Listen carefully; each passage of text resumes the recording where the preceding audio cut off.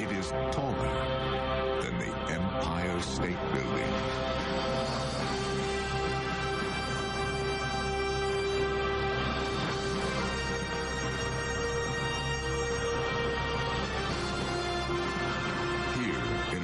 Fjord. Only 800 feet of the structure rises above the surface of the water. Like an iceberg, the great bulk of it is submerged. Its base covers an area of 3 football fields.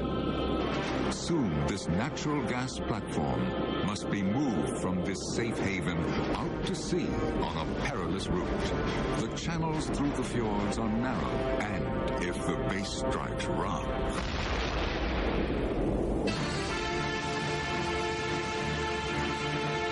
the platform will be placed in the North Sea, one of the world's most tempestuous. Here, where nature disposes its greatest forces, mankind presumes to work and exploit the ocean floor. Mistakes are sometimes paid for in lives lost.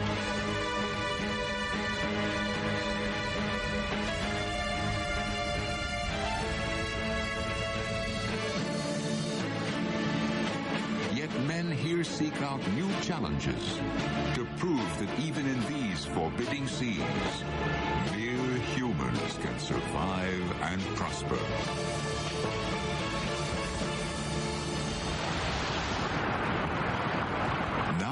Safely in calm waters, this skyscraper at sea, almost certainly the last and grandest of her kind, is supported by 4 concrete shafts with walls 6 feet thick.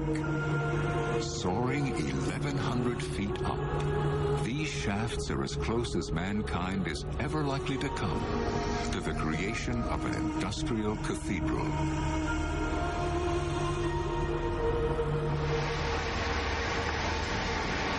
Looking up from the bottom of this platform, the top of the elevator shaft is so far away it recedes into a tiny square of light.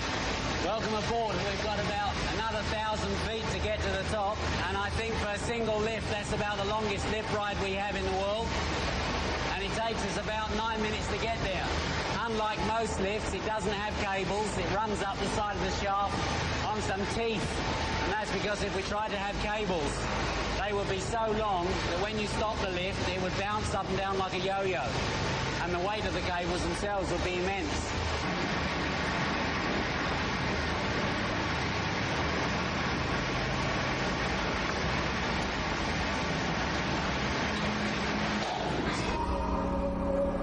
It is ironically fitting for the Norwegians to name one of the great engineering triumphs of the 20th century after a mythological beast, the troll, because the gas platform is itself a strange creation of man's technological dreams. To build the Troll gas platform, Norsk Shell put together an international team. An Englishman, Frank Chapman, is the platform manager. Putting a man on the moon was really a technological achievement of this century, but I really feel that we've come fairly much second to that. To put a structure this size out in the sea in the worst conditions that the globe can generate is, I think, a fairly substantial achievement. The adventure began in 1979 when a test well in the North Sea struck a huge field of natural gas in 1,000 feet of water, enough to supply 30 million homes with energy for 50 years. The pressure to find some way to exploit that field was immense, but so were the problems. Design engineers calculated that they would need a concrete structure 1,200 feet high, topped by a 350-foot high deck. But imagine the problem facing the engineers. They must build a floating structure similar in size to the Empire State Building that would be structurally strong enough to withstand a tow out to sea and then a plunge into the ocean floor. A structure the size of the Troll gas platform could not possibly be built on site in the North Sea, one of the roughest oceans in the world. Rather, it would have to be built in deep water at some protected site. This is the west of Norway. It's a special place because here we have very deep water. It's more than 1,500 feet deep. And to get an idea, that's more than the mountains which are surrounding us here. These deep fjords were created up to 10,000 years ago when this whole area was covered in glaciers and these deep scours were left behind. The special thing about this fjord is that at the end of it, it is blocked off and protects us against the waves from the North Sea. The Troll gas field lies 40 miles offshore, and the construction site of the Troll gas platform, the town of Vats, is 20 miles from the coast.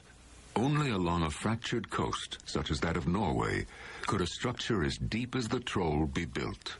And of course what makes Troll very interesting is indeed its size. It needs to be developed in a water depth of 303 metres, which is about 1,000 feet, and it's going to produce something of the order of 85 million standard cubic metres a day of gas. And that's in oil terms is about 600,000 barrels a day, and to give that some perspective, into the year 2000 it will be producing something of the order of 10% of Europe's gas. A gas field of this size demands a huge concrete substructure, something like 370 metres in height, weighing 650,000 tonnes in weight. To give the platform its stability, there is a very large base, about 3 football fields in size. The seabed here is very soft consistency, something like yogurt consistency, and underneath this base there are skirts which penetrate more than 100 feet into the very soft seabed. The base was built in a temporary dry dock with enough steel to build 15 Eiffel Towers. Once the walls of the base were high enough to float, the dry dock was flooded and the base moved into a fjord. There, the 4 concrete shafts were poured into continuously rising forms. When the 1,100-foot shafts were completed, the engineers faced a risky, emotion-charged operation. The deck, which would sit on top of the shafts, had been built separately by Aker Stord.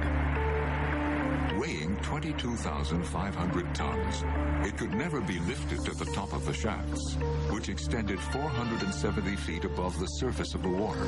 So, water would have to be pumped into the shafts to sink the tops closer to the surface. Then, the deck, transported on barges, could be floated over the top of the shafts. The engineers know this maneuver is potentially disastrous. While the shafts are submerged, the water pressure on the base will be higher than the structure will ever experience again. 71,000 pounds per square foot. In fact, during the construction of a sister rig to the Troll, called Sleipner, a disaster did occur.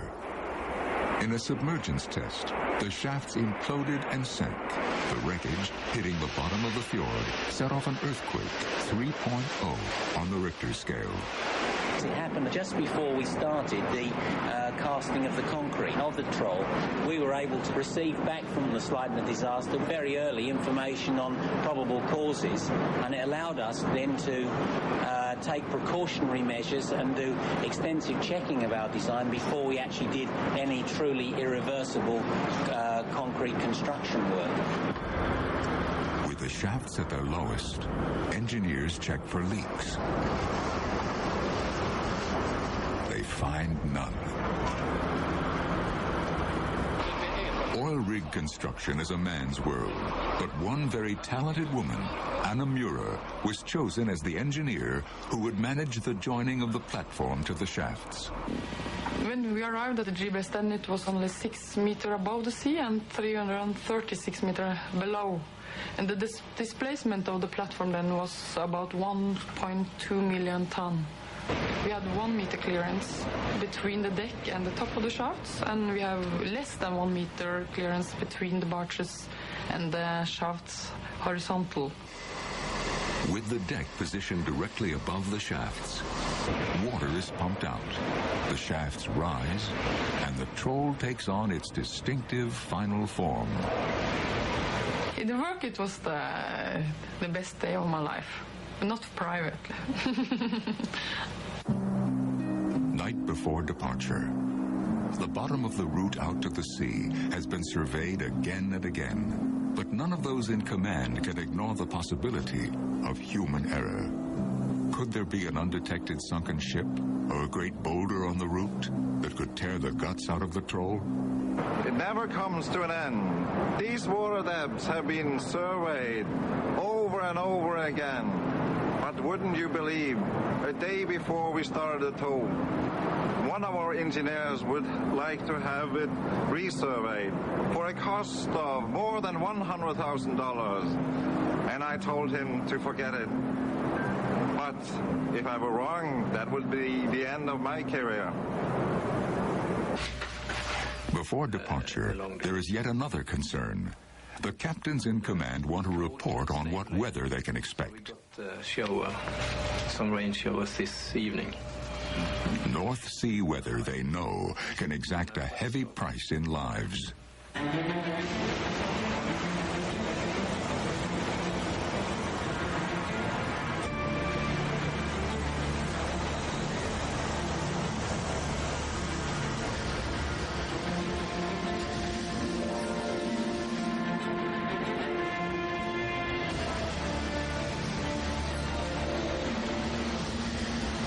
Often churn these seas. Gigantic atmospheric lows from the North Atlantic bring winds of 100 miles an hour and waves 90 feet high. Wrecks of ships and oil rigs attest to North Sea fury.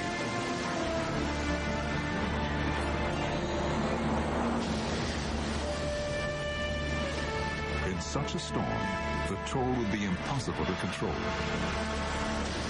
The tow out will be called off if the weather is not favorable.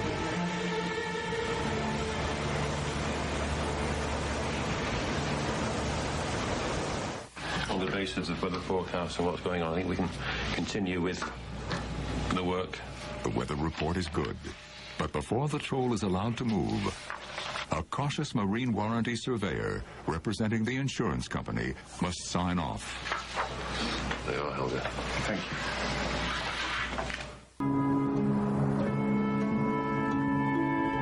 Departure for the Colossus. 10 of the most powerful tugs in the world, connected to the Troll by cables, lie in a star formation around the Troll. Their propellers, capable of exerting 130,000 horsepower, churn slowly. 6 years, 17 million man-hours of work, and the pride of Norway are committed. The Troll will be commanded from a temporary bridge, housed in a container welded onto the front of the gas platform, 430 feet above sea level. Du drar in I fjorden og så litt grann forover. What we see on this screen is all the small dots out here is the boat, and it's interlinked into the Troll platform, as you can see here in the center. While the Troll gas platform was being built, it was anchored in place by 6 great chains and moorings. The chains are attached to the base of the Troll, 500 feet below the surface. To free the Troll from the chain moorings, shackle pins must now be raised by one of the tugs. Hoist the cables, lift the pins, and the anchor chains should fall away, freeing the Troll. That is the plan, but it doesn't come off that way. To oversee the pulling of the shackle pins, a remote-operated vehicle called an ROV is launched. TV cameras mounted next to its 2 operating arms show the topside operators what is going on below. The shackle pins have been rusting in place for 3 years. The question, can the pins be pulled loose now? The first shackle pins pull loose with no problem. The Troll is almost free. The tug prepares to pull the next shackle pin, but something goes wrong.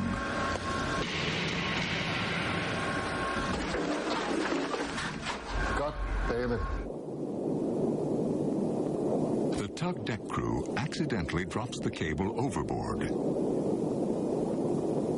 It tangles far below.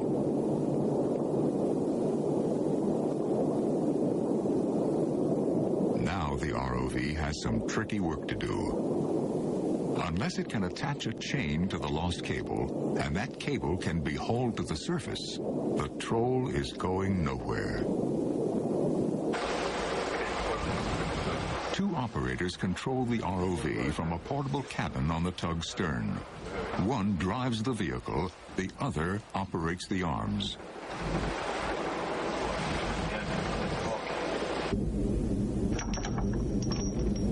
While 10 tugs and hundreds of people wait on the surface, the ROV makes its moves in exquisite slow motion.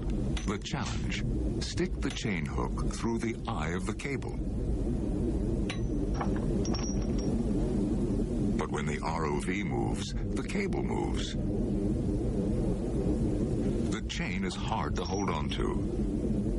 It would be nice to have some more slack. To do that, they slide the other arm with the chain down the cable.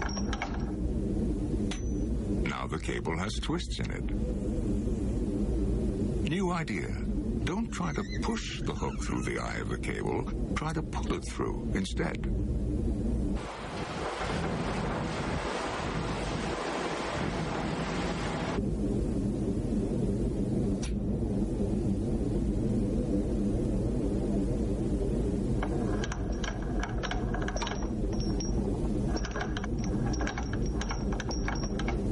Success, so far.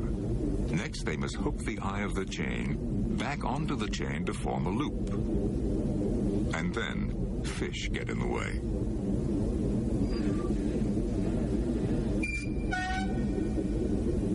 Okay, now, try to get the eye of the snap to open.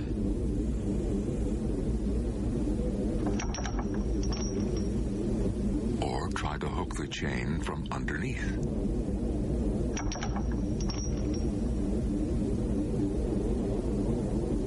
Try it again. Ah, success. The eye of the cable can now be hauled up to the tug. For 4.5 hours, all action on the surface has been stalled.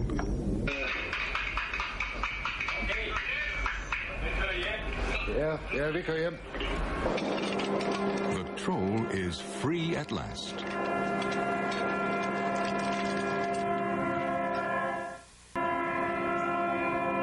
The 10 tugs will tow the Troll on a carefully surveyed route through the fjords and out into the ocean.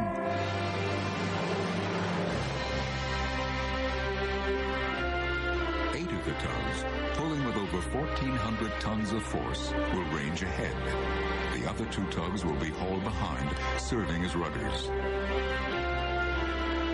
Ever so slowly, the largest structure that man has ever moved begins its journey. Tug number 3, 200. Commanding such a fleet through twisting fjords where strong surface and subsurface currents sometimes run in different directions, where winds can change direction 90 degrees in minutes, can never be reduced to mere science. Tug number 4 and tug number 7 come up to power setting 6. 3, 8, 9 and 10 build up slowly your power setting to power setting 7.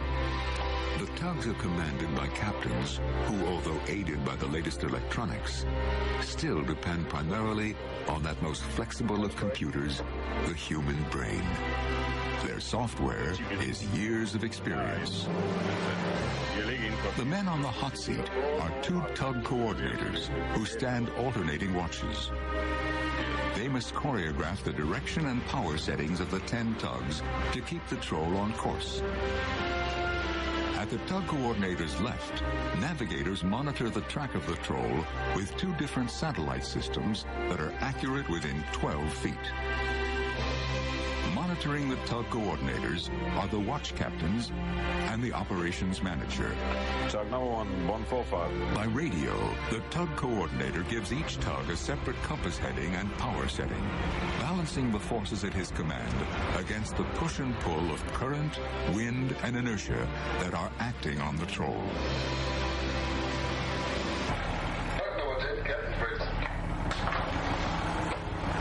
Captain Fritz, tug 10. One of the world's most powerful tugs, Maersk Promoter, leads the parade. With the power this boat got here, with 15,600 brake horsepower and a world-breaking record on 204-ton pull on the cable, we can easily break the wire in case that we go too quick up on the tension. By this handle here, we can control the whole vessel on all propulsions and rudders at the same time. It is always prohibited for all crew to go out on the main deck due to the very big danger on the toll. As you see down here, the deck area is the dangerous area.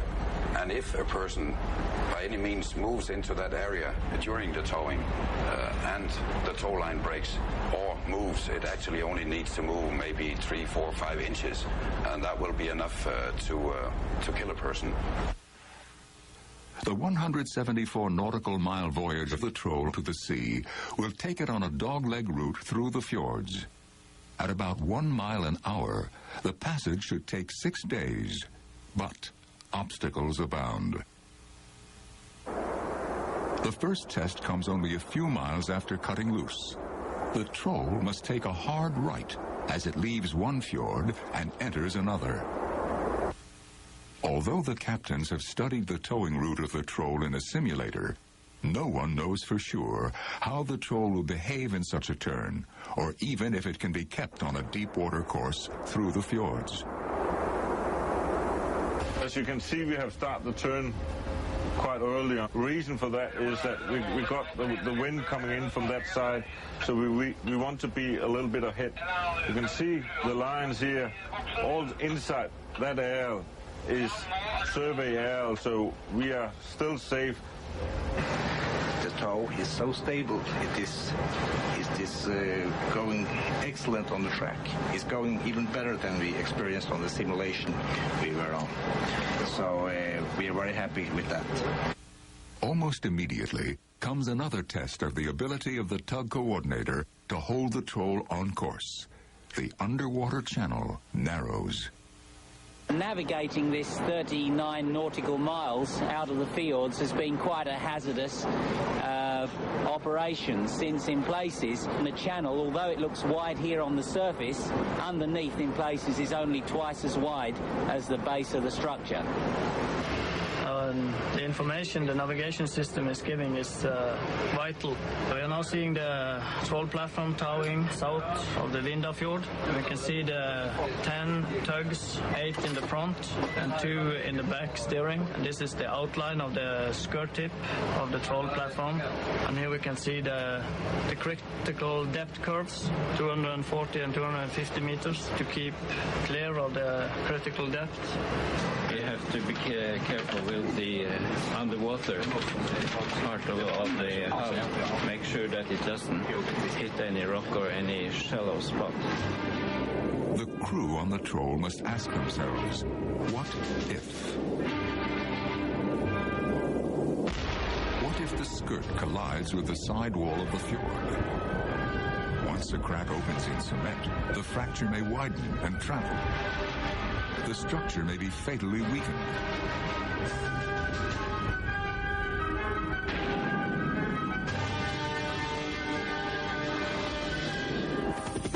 The Troll engineers have meticulously planned to avoid surprises, but at the same time, they have to be prepared to deal with catastrophe. On the trip out, only 22 people are permitted on the platform at one time, the maximum number the ever-present helicopter could lift off in one flight. If Troll did strike a rock and crash, a very brave or a very frightened man might even trust his fate to a very thin evacuation tape. This is the way that this system works. You just easily let the rope fall down, and you have a controlled way of evacuating. But it is a long way down.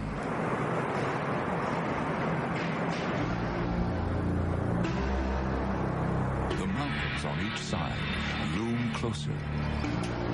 Troll enters the area of greatest danger.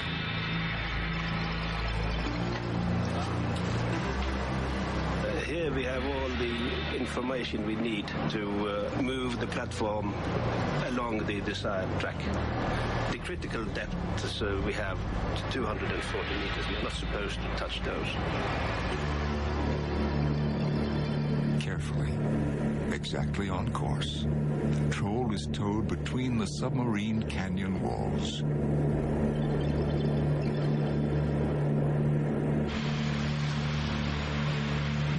Will need the evacuation tape. Troll passes safely through the Narrows without incident. There are very many challenges to be faced, and when you're actually underway, you can meet new hurdles and challenges and things as you go along. After we'd started the basic engineering of the deck, when we were in the very early conceptual stages, we had the very unfortunate Piper Alpha disaster in the UK when there was great loss of life offshore.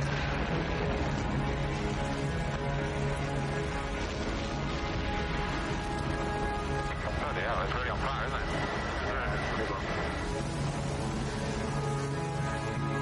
There were 227 people aboard the oil rig when it exploded, many of them asleep.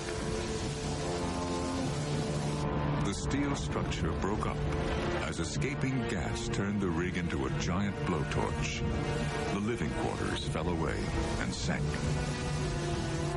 Some workers jumped into the sea, and although badly burned, were saved.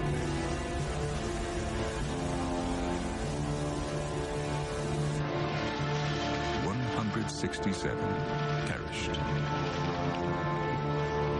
It was the worst catastrophe in the history of North Sea oil development.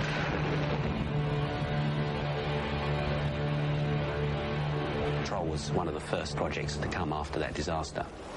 So one of the things that we did immediately was to try and look for ways of reducing the destructive force if you were to have an explosion. And in order to do this, we made models that were about 1/12 the real size of the production modules and the wellhead modules. And we took these to the Pennines in the UK, and we conducted a series of 80 explosion tests there.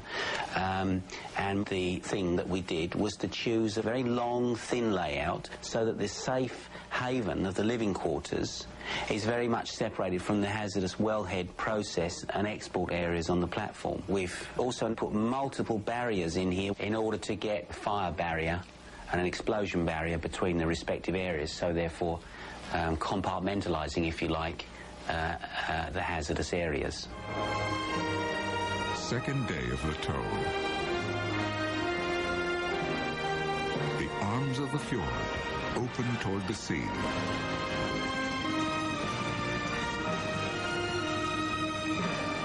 No longer hemmed in by mountains and narrows, Troll takes to the element for which it was designed.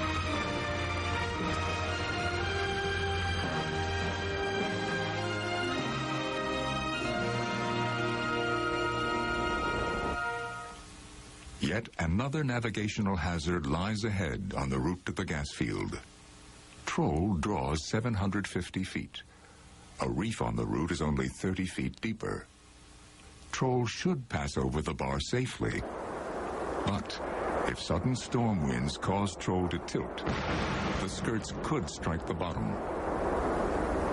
Carefully when passing over this 1 mile shallow water, because the tilt of the platform is what really concerns us.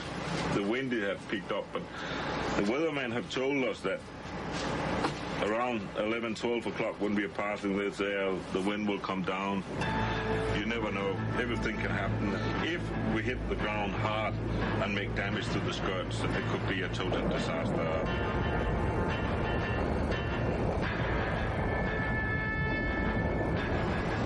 I cannot even see the consequence of what could happen. It could be a lot of concrete laying out here on the bottom of the shallow water, so it will be difficult for the next concrete platform to go out.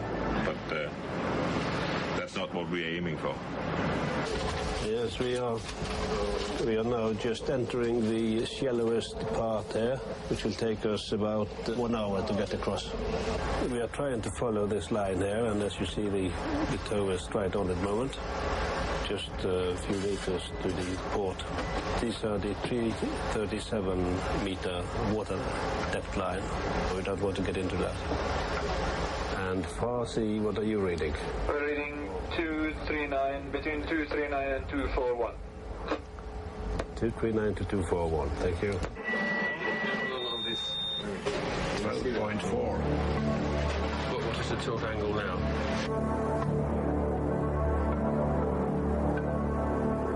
Just 41 feet clearance under the 1,500-foot Troll structure.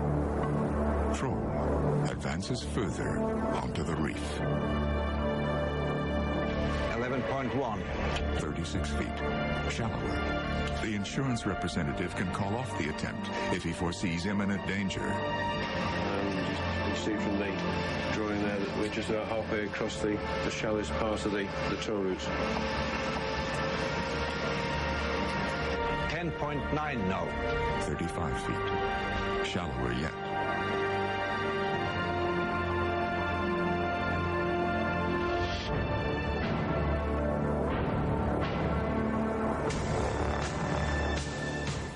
Troll passes the red lines into deeper water and safety. It's very good. They have some 10-meter clearance. It went well. There was no surprises. We're all very happy. Oh, I feel great. Yeah. Everything is just out according to the book. For 7 years, the design engineers have worried about what could happen during the crossing of the bar. Now, the passage has been accomplished without incident in just an hour. In deep water and 4 days into her voyage, ballast engineers begin letting water into the air-filled chambers of the Troll. And the platform's slow and carefully monitored descent into the depths begins, even before it reaches the gas field. The connecting span, called the Regal, just beneath the surface, will be the first structure to disappear. 24 hours later, the Regal has disappeared beneath the waves. Troll floats 100 feet lower.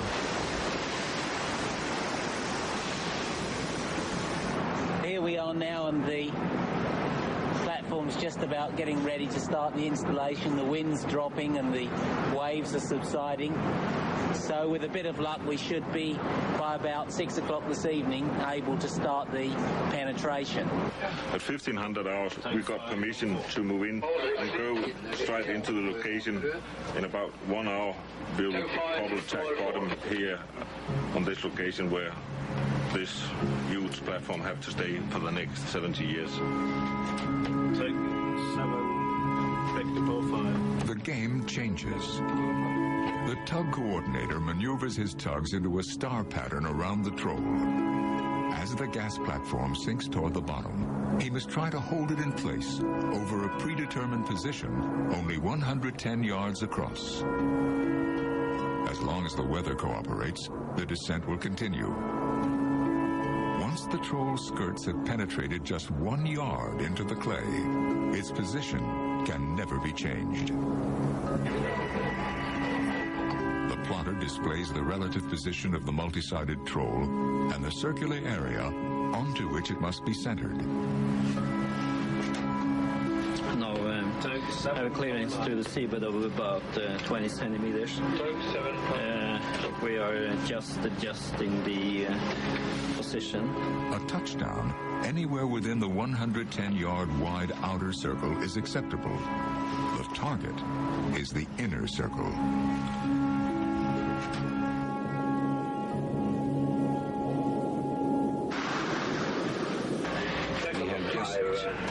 Came to touch condition on the port side of the platform, and we have now penetrated 10-15 centimeter. And position looks very good at the moment, so we are ballasting down, continue ballasting down. But for the moment we are in touch on 2 places, and we are approaching touch on the 3rd place. It shouldn't take long before we have touch all around the platform.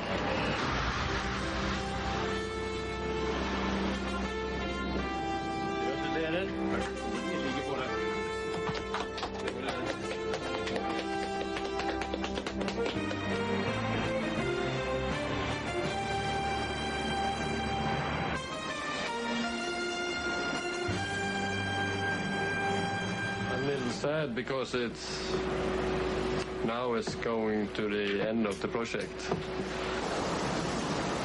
Troll is now irrevocably committed to a permanent position on planet Earth, just 19 feet from the exact center of the target area.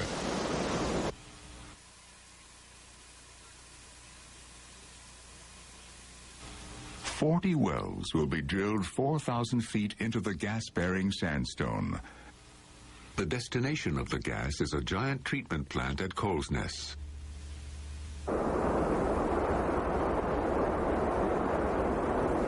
From the ocean field, the gas must first be piped ashore under 2,000 pounds per square inch pressure to a terminal in the seabed at the base of a wall of rock near the coast. Moving the gas from there up the cliffs of the continental shelf to the treatment plant presented an enormous problem. The coastline of Norway is craggy, igneous rock. No pipeline laid on such rock could long endure. Some other solution had to be found.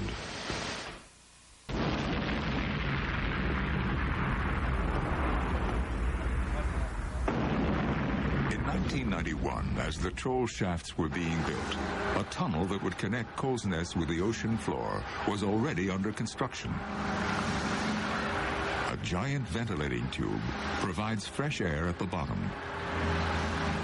Right now we're driving down to a point which is approximately 700 feet below the sea level, and as far out as 2.5 miles under the North Sea. The unique challenge here is to find a way to connect the pipeline in the tunnel to the gas pipeline coming from the Troll field. How to find a way to drill a hole from the inside of the tunnel through to the seafloor without flooding the tunnel.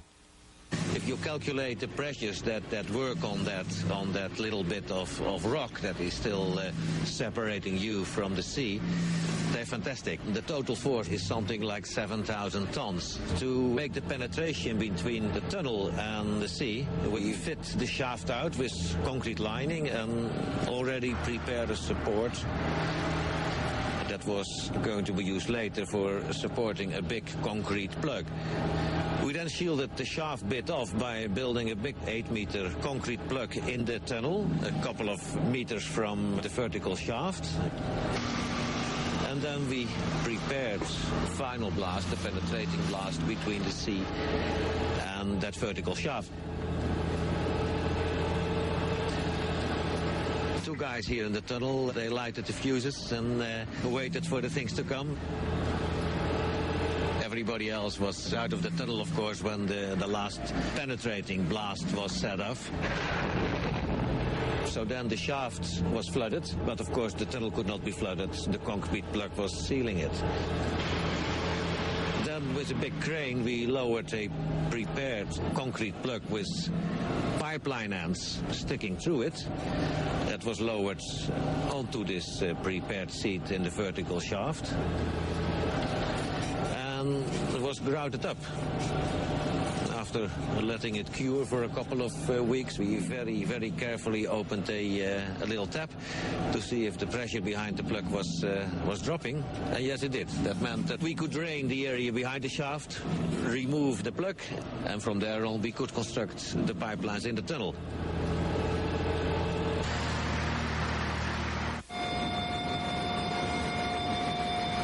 Traditional drilling decks, such as this, are feared as one of the most dangerous working areas in the industrial world. The workers there, called roughnecks, wrestle thousands of feet of drill pipe and casing up and down with tons of heavy equipment. Hands and limbs, torsos and heads are constantly in harm's way.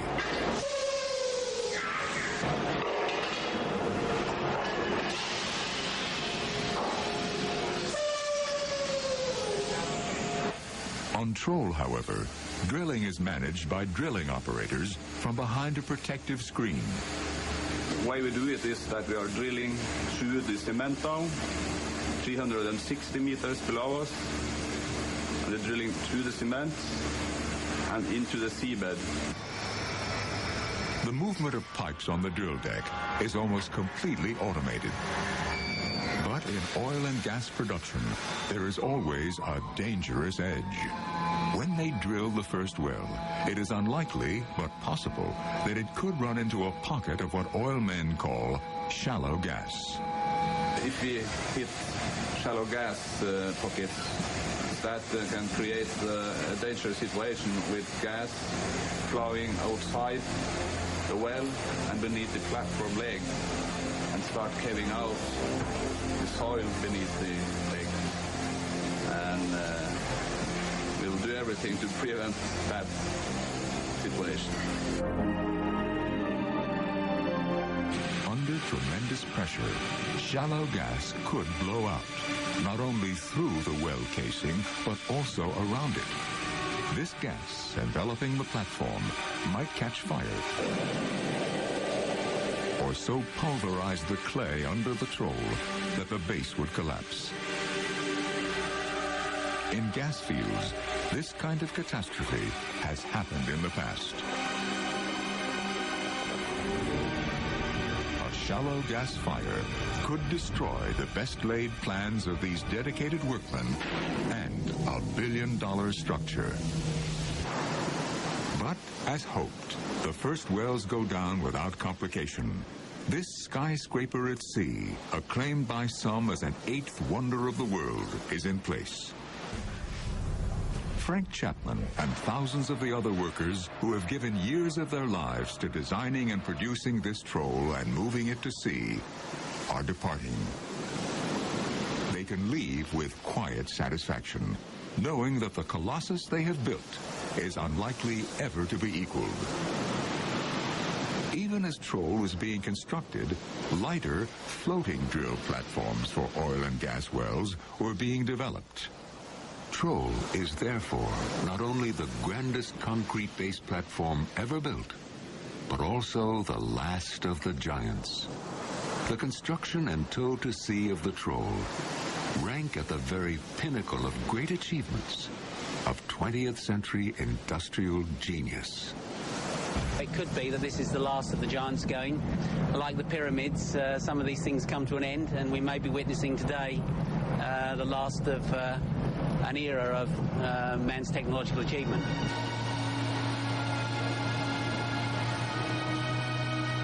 We're now at elevation 14.5, and that's about 50 feet above the mud line of the seabed. And if you don't really think too much while you're down here, you really quite forget where you are. And at this particular moment in time, it's fair to say that we are deeper in the North Sea than any other human being right now. And on the other side of this wall here, which is about 6 feet thick, there is in fact a 1,000 feet high column of North Sea water. And that's giving a pressure on the outside here of about 500 psi. Of course, it's a big chamber. It's about 100 feet wide, this shaft, and These riser pipes here, which are going up through the shaft, which carry the gas from the processing facility through the base of the structure and to the shore, we like to think of it as our Troll Cathedral. I guess it's time to go up now, and for me this is a bit of a special moment because I've been on the project now for 5 years, and this in fact will be the last time I'm down here now. And I can remember about 5 years ago when we stood on the edge there where you now see the wall and looked out in the dry dock when this itself was 100 feet above the water. And since then there's been about 300 metres, 1,000 feet of construction gone on, and an awful lot of water passed under the bridge, so it's something of a sad farewell.